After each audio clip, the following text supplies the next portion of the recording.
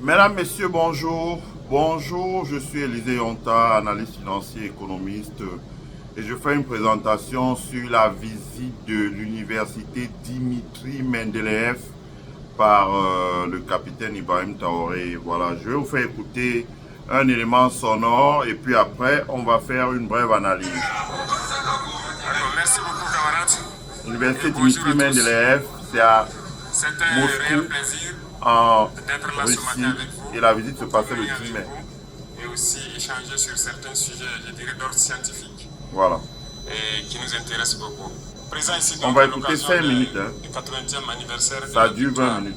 sur le nazisme. Je pense que nous avons participé hier à la parade. Bien avant ça, la veille, nous avons participé avancer aussi un peu. à certains événements culturels, donné corps et âme, et qui nous ont dévancés à l'au-delà dans ce combat contre l'impérialisme, contre les... qui est une université scientifique où donc beaucoup d'étudiants de l'AES sont présents pour avoir la connaissance. Voilà. Le savoir, c'est beaucoup plus scientifique. Et vous, ici présents dans cette université scientifique, je vous admire beaucoup parce que normalement vous devrez apprendre et pratiquer la science, la chimie et la radiotechnique. C'est ce dont nous avons besoin aujourd'hui pour nous développer. Je vous prendrai quelques exemples au cours de mon speech pour vous étayer le fond de ma pensée. Ici, nous sommes à l'université de Mendeleev. Tout le monde a étudié Mendeleev pour ceux qui ont fait des séries scientifiques. Et je vais vous donner une petite anecdote. Au cours de mon cursus scolaire, il y a des gens qui n'aiment pas certaines choses et qui n'arrivent pas à apprendre certaines choses. Donc lorsqu'ils n'arrivent pas à le faire, on les surnommait du nom peut-être du savant qui a inventé la chose. Par exemple, nous avons eu des gens qu'on appelait Pavlov, on a eu des gens qu'on appelait Mendeleev également. Celui qu'on appelait Mendeleev, par exemple, il s'est posé la question une fois que pourquoi Mendeleev a créé ce tableau-là. C'est pour nous créer le problème. Vous comprenez? Il doit bosser un tableau, mais il ne sait pas pourquoi il doit bosser le tableau. Ce qui veut dire que s'il ne pratique pas, il ne connaît pas l'utilité du tableau périodique de Mendeleev. Voilà pourquoi je dis dans ce sens, la coopération est très importante pour qu'on puisse faire la pratique. Voilà. C'est la même chose que les équations chimiques qu'on passe le temps à équilibrer depuis, je dirais, le lycée. On est très fort, lorsque sur papier on nous dit d'équilibrer une équation chimique, on le fait. Lorsqu'en thermodynamique on nous dit de calculer l'enthalpie standard de formation d'un corps, on le fait. Mais pratiquement, qu'est-ce qu'on fait?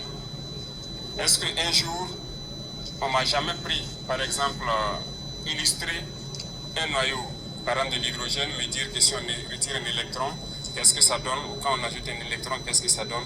Cette illustration pratique, je ne l'ai pas eue. L'acide chlorhydrique, depuis le lycée, on nous fait faire des réactions chimiques sur le papier avec.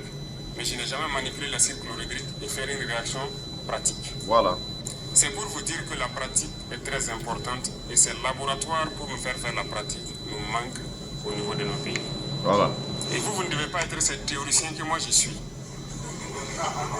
Voilà pourquoi nous voulons dupliquer ce genre d'université chez nous pour que nos jeunes qui se forment dans les matières scientifiques aient de la matière pratique et qui ne soient pas juste des théoriciens. Voilà. Beaucoup de choses autour de nous, c'est la chimie des matières. Et le monde a commencé même par ça.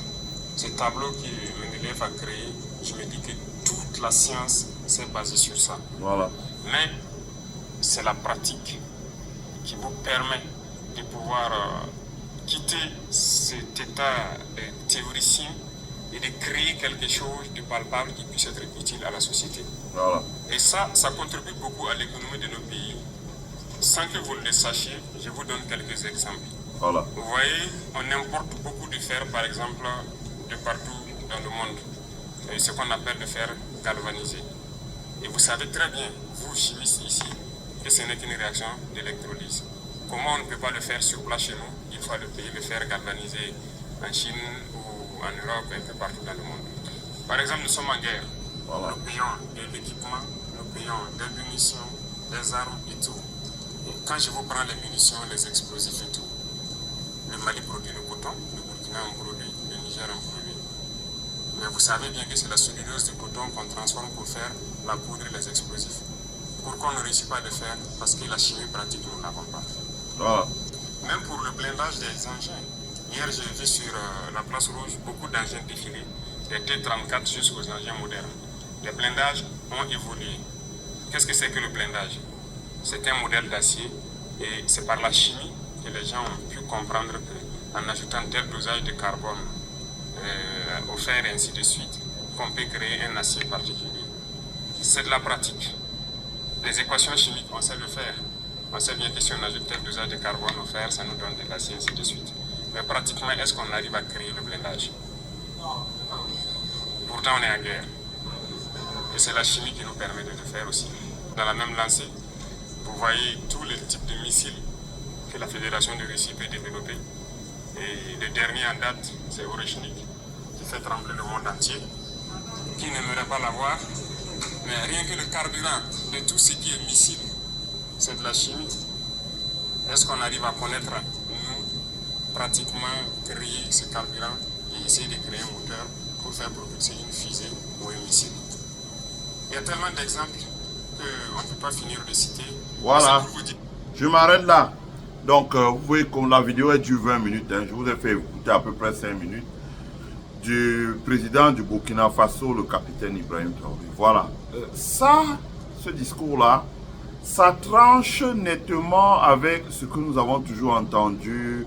Rappelez-vous, les présidents africains, je ne suis pas méchant, les Bokassa sur le perron de l'Elysée, les Mobutu, c'est lourd. Même les Omar Bongo, franchement, c'est lourd. Je ne veux pas être méchant parce que si j'utilise le mot guignol, vraiment, je vais me faire beaucoup d'ennemis. Mais c'est comme tel.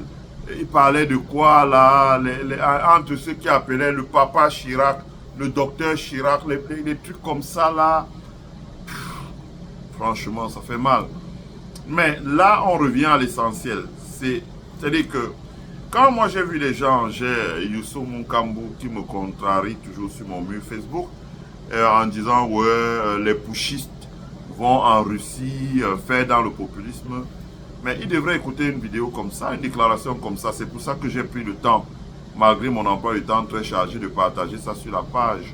Parce que là où on nous a vraiment colonisé, c'est qu'on nous a donné un système éducatif qui fabrique des bavardolos. Vous n'avez qu'à aller voir les dimanches. Professeur ceci, docteur ceci, bavard. Ils ne peuvent pas rédiger le business plan d'une affaire. Ils ne peuvent pas calculer les sortes d'intermédiaires de gestion dans une entreprise, monter les comptes d'exploitation, des choses comme ça. Ils ne peuvent pas faire ça. Ils travaillent sur les comptes d'exploitation à partir du chiffre d'affaires, retirer les charges, calculer les différentes charges d'exploitation, etc. jusqu'à avoir le résultat d'exploitation d'une entreprise. Ils ne peuvent pas faire le budget d'une entreprise. Ils ne peuvent pas montrer un IPO pour une start-up, une business start-up après 3 ans qui entre en bourse pour lever de l'argent. Ça bavade.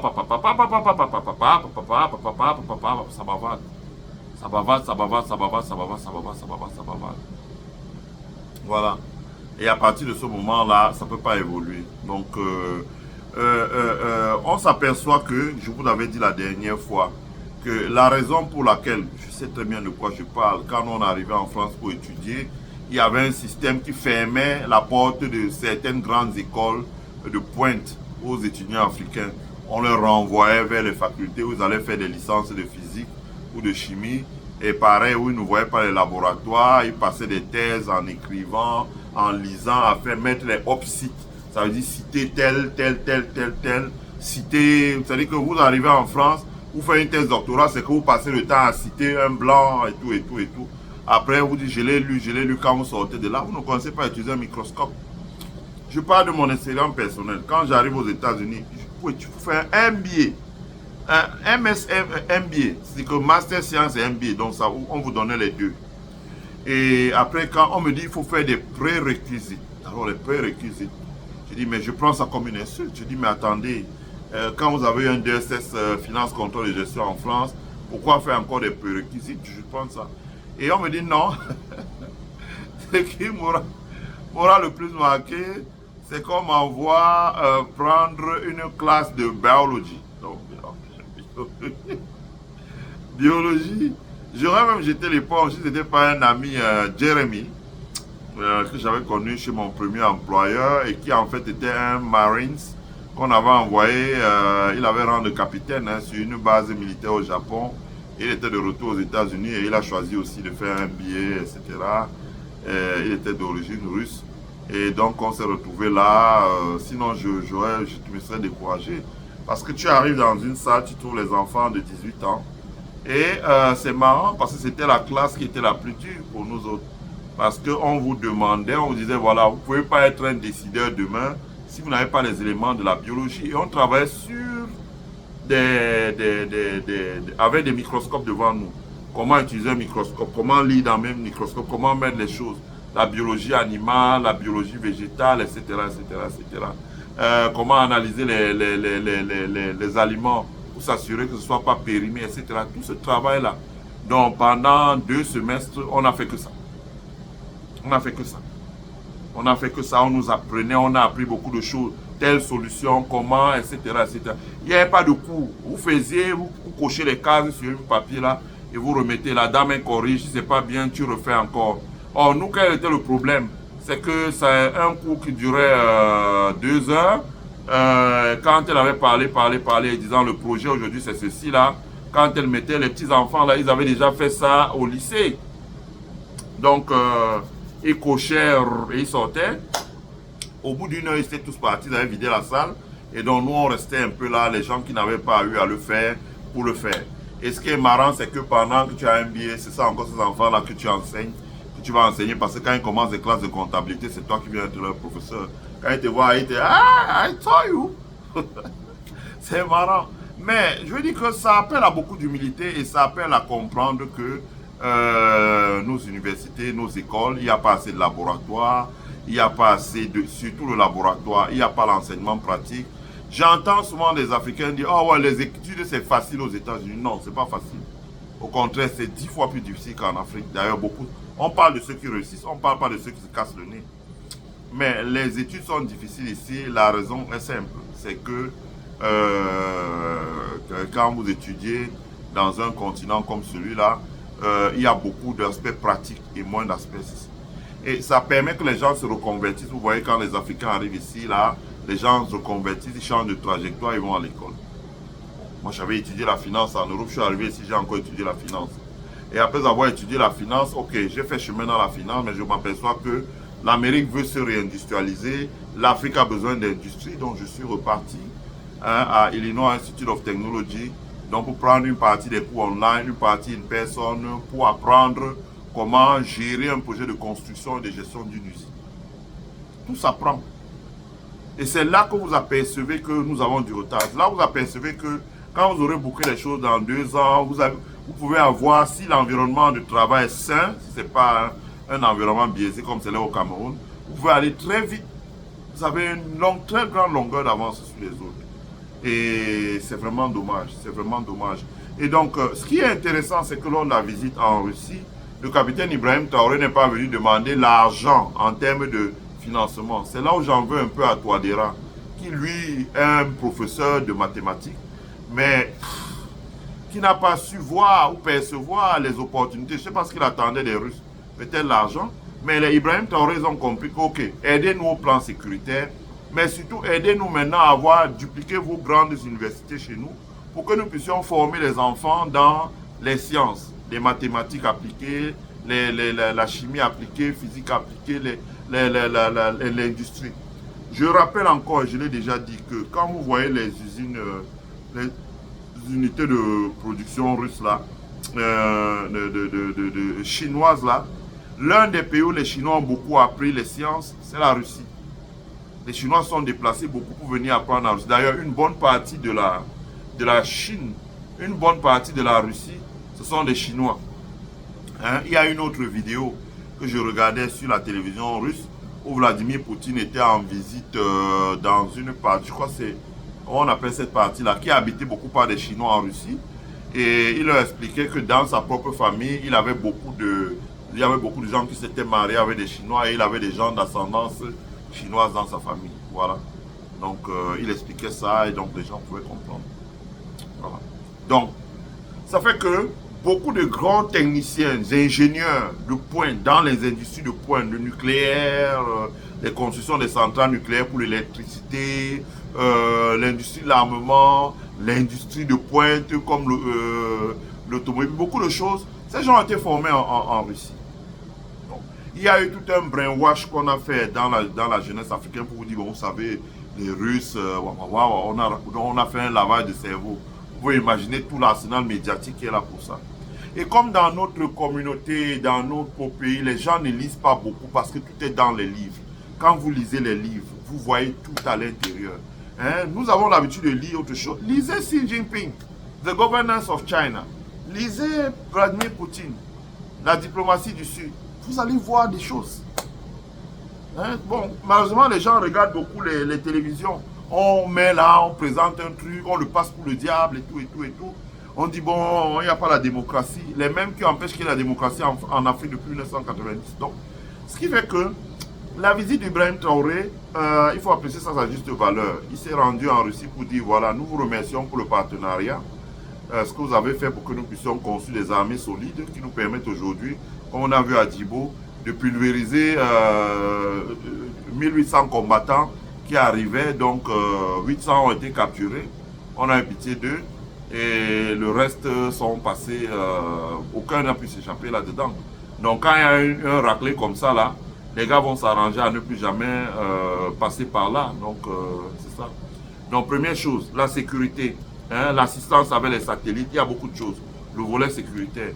Et deuxième chose, il n'a pas dit je suis venu mendier le blé ou tout. Il a dit non, nous voulons que vous dupliquez vos universités chez nous pour nous donner les moyens maintenant de construire une armée. De construire maintenant un tissu industriel, de transformer, de développer notre agriculture, etc. Et comme a dit un étudiant de cette université, si on duplique cette université-là en Afrique et que les Africains viennent étudier là-bas, l'Afrique va faire trembler le sol. Moi, c'est la phrase qui m'a le plus marqué. Et c'est un Nigérien, donc du Niger, qui a dit ça. Donc, voilà. Donc, c'est ce qu'on veut voir. C'est ce qu'on veut voir. Et donc, la visite que Ibrahim Traoré a effectuée en Russie, je pense que ce qu'il faut voir, c'est que beaucoup d'hommes d'État en Afrique ont regardé ça attentivement, sûrement dans leur palais, les plus jeunes, en Afrique de l'Est, dans le sud de l'Afrique, dans d'autres pays de l'Afrique de l'Ouest, ils ont regardé ça attentivement. Et je vous parie que lors du prochain sommet Russie-Afrique, le carton sera plein. Pratiquement tout le monde aura fait le déplacement pour aller là-bas parce que les négociations seront de taille et parce que quand vous avez l'arme fatale qu'est l'éducation, c'est notre provost, je me rappelle bien, parce que aux États-Unis, quand vous graduez, par exemple, chaque communauté donc, a sa fête. Donc, il peut avoir association Latino Student, il y a association Black Student, il y a association Asian Student, etc. etc. Après, ou à la journée qui précède la cérémonie de graduation, tous les étudiants se retrouvent dans un endroit pour manger avec les parents ou leurs invités. Je crois que vous avez droit à 5 billets dans notre cas. Vous mangez, vous buvez et vous avez des parents, des amis qui viennent assister et tout et tout. Et le provost, ça veut dire ce qu'on peut appeler le préfet des études. Il a pris sa retraite aujourd'hui. Il faut savoir que le provost était le ministre de la adjoint de la justice quand on libérait Nelson Mandela. Je crois que le ministre de la justice était Pete Botha et le provost là était le ministre adjoint de la justice. Donc lui n'avait rien à voir avec l'apartheid. Il était même comme quelqu'un qui s'est battu beaucoup pour l'apartheid. C'est pour ça qu'après sa vie était menacée en Afrique du Sud, il est venu aux États-Unis. Et le provost, donc il nous montrait donc en diapositive une photo de Nelson Mandela et lui, et ils se connaissaient bien. Ils étaient même une étreinte avec Mandela et tout et tout. Mandela était mort de rire et tout et tout et tout. Et le provost a dit, vous savez pourquoi Mandela riait là? Non. Il dit que parce qu'ils avaient déjeuné et après Mandela lui a dit que le meilleur moyen de retarder un peuple, c'est de lui donner un système éducatif qui ne lui servira à rien. Ça, c'est le provost qui avait dit ça. Ça, cette phrase est toujours retenue. D'ailleurs, je l'ai en vidéo, parce que je filmais avec mon téléphone portable. Il dit, le meilleur moyen de retarder un peuple, c'est lui donner un système éducatif qui ne lui sert à rien, et c'est d'empêcher l'accès à l'éducation à ses enfants. Et donc, lui, il dit que quand il a dit ça, il a dit, hein, Mandela a dit à Mandela, hein, je ne savais pas que Mandela a éclaté de rire. Donc, quelqu'un a pris la photo, et lui, il nous a montré cette photo-là. Le provost, préfet des États, je ne vais pas donner son nom, il est à la retraite. Il était le ministre adjoint de la justice en Afrique du Sud, au moment où on faisait sortir les Mandela de prison. Nous, on était des petits-enfants, on était au lycée. On était même au premier cycle du lycée, voilà. Donc ça, c'est le provost. Donc, pour vous dire que la qualité de l'éducation, on nous a donné une éducation où on bûche l'histoire, on bûche la géographie, on bûche les sciences naturelles, on bûche tout. C'est fait de bûching, comme on dit. Alors que quand vous arrivez dans un pays comme celui-là, on vous donne les moyens d'apprendre, de pratiquer. Vous arrivez, vous prenez, vous voulez faire, je ne sais pas moi, une thèse doctorat en économie, même en musique, on vous envoie au laboratoire d'abord apprendre la biologie végétale, la biologie animale, comment l'analyse des aliments, etc., etc., beaucoup de choses. Et à la fin, je me rappelle le document qu'on nous avait donné, on dit, bon, qu'est-ce que vous avez retenu de ce cours, en quoi il peut vous être utile? J'ai dit, moi, j'envisage un jour d'être un industriel et l'un des secteurs où dans nos pays, il faut vraiment nourrir les gens, c'est l'agroalimentaire. Et cet agroalimentaire-là, ben, vous ne pouvez pas investir dans l'agroalimentaire si vous n'avez pas la maîtrise de l'analyse en laboratoire. Si vous ne pouvez pas fabriquer les matériaux de construction, si vous n'avez pas l'expérience de l'analyse en laboratoire. Et j'avais dit, après avoir fait un cours comme ça, j'avais été réticent, mais je remercie quand même l'université de m'avoir obligé et forcé de le faire parce que j'ai appris beaucoup de choses qu'on peut utiliser demain. Donc vous voyez que ce sont des mutations qui, dans la décennie à venir, vont affecter lourdement le continent africain. Vous allez voir les écarts qui vont se creuser. Vous allez voir l'arrivée de nouveaux acteurs. Vous allez voir l'arrivée de beaucoup de choses. Voilà. Vous allez voir l'arrivée des ingénieurs qui seront capables de faire beaucoup de choses. Parce que le Burkina a signé avec la Russie pour le duplicage de cela. Ils ont autorisé les Russes à installer la maison de la Russie. Donc, pour que les gens puissent apprendre des cours de langue, comme on avait à l'époque l'Institut Goethe, le British Center, des choses comme ça là. Les gens vont commencer à faire des cours de langue et demain ces universités vont s'installer. C'est rien. Il suffit que le gouvernement burkinabé donne le cadre d'une université, d'un lycée et qu'on transforme ça, on commence par là, ça commence à progresser. Ça peut commencer avec 500 étudiants, demain 1000, etc., etc. Et quand ces étudiants-là vont aller sur le marché du travail, de l'entrepreneuriat, de la création, etc., très rapidement, ça va transformer l'écosystème économique au Burkina, dans l'AES, en Afrique de l'Ouest et globalement en Afrique. Voilà, donc c'est important de le dire ici, là. Et c'est pour ça qu'on fait une vidéo comme celle-là. Je vous remercie d'avoir suivi la vidéo. Et je vous promets que demain, nous allons engager la grosse série de développement sur le Mali avec la tenue du Conseil de l'agriculture, la transformation du coton, le curage pour éviter les inondations comme l'année dernière, la présentation du budget du projet 2026 par le Premier ministre Abdoulaye Maïga et bien d'autres. Je vous souhaite de passer une agréable journée. Partagez la vidéo, mettez un like sur la vidéo et permettez à tous de regarder la vidéo. Je vous souhaite une bonne et agréable journée. Bye.